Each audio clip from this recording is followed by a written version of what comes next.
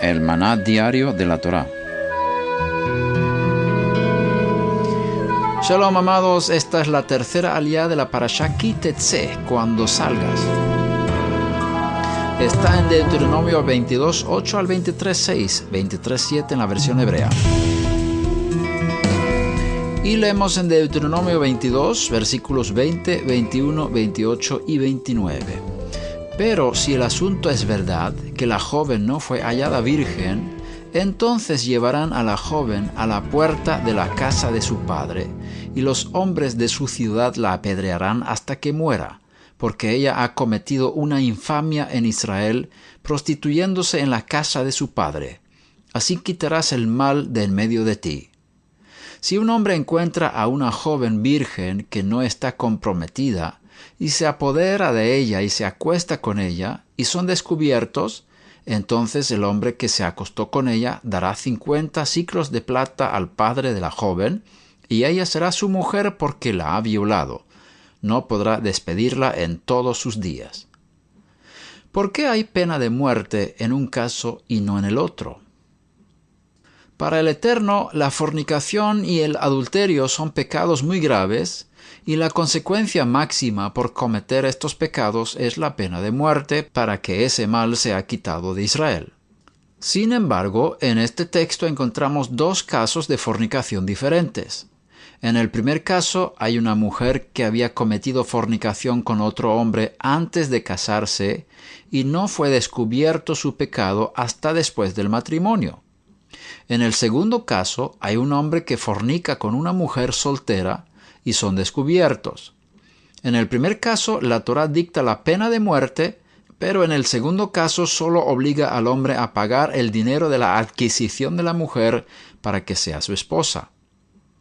No vamos a hablar aquí de circunstancias y leyes halágicas que pueden evitar la pena de muerte e impedir el casamiento en el segundo caso. Solo vamos a aprender un principio importante de la Torá de estos dos ejemplos. ¿Por qué la Torá no dicta la misma sentencia en los dos casos? ¿Cuál es la diferencia entre ellos? La diferencia entre los dos es la luz. En el primer caso, la mujer no sacó a la luz lo que había hecho, pero en el segundo caso salió a la luz lo que el hombre había hecho con la mujer. Encubrir el pecado es muy grave. En el primer caso, la mujer actuaba como virgen sin serlo y se casó con un hombre fingiendo que era virgen.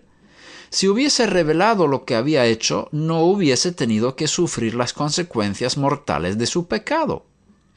En el segundo caso, se descubrió el pecado antes de que la mujer iniciara una relación nueva con otro hombre.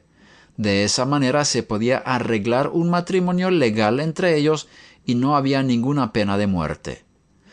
Esto nos enseña dos cosas importantes. Primero, que la fornicación es algo muy grave, y lo segundo, que es peor esconder el pecado que revelarlo e intentar de arreglar por medios legales el daño hecho. Ningún fornicario podrá entrar en el reino venidero y tener parte de la resurrección, al menos que saque a la luz su pecado para que pueda recibir misericordia y ser perdonado.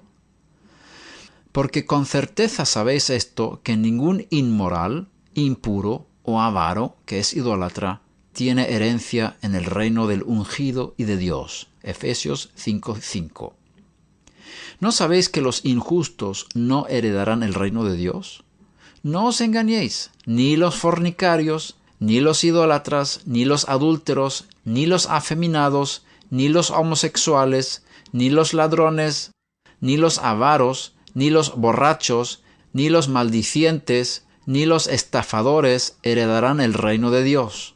Y esto erais algunos de vosotros, pero ya habéis sido lavados, ya habéis sido santificados, ya habéis sido justificados en el nombre del Señor Yeshua y por el Espíritu de nuestro Dios. 1 Corintios 6, 9 al 11.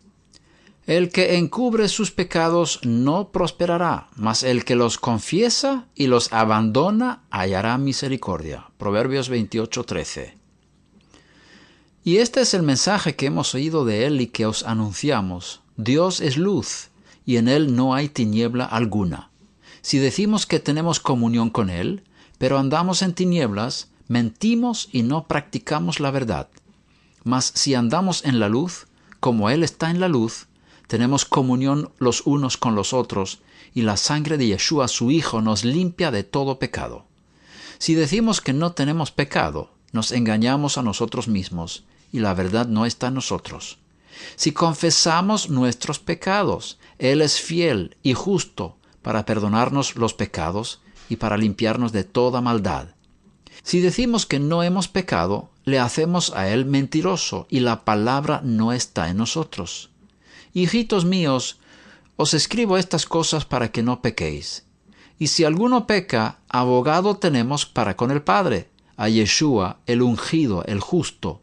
Él mismo es la propiciación por nuestros pecados, y no solo por los nuestros, sino también por los del mundo entero. Primera de Juan 1:5 al 2:2. Kol Tuv.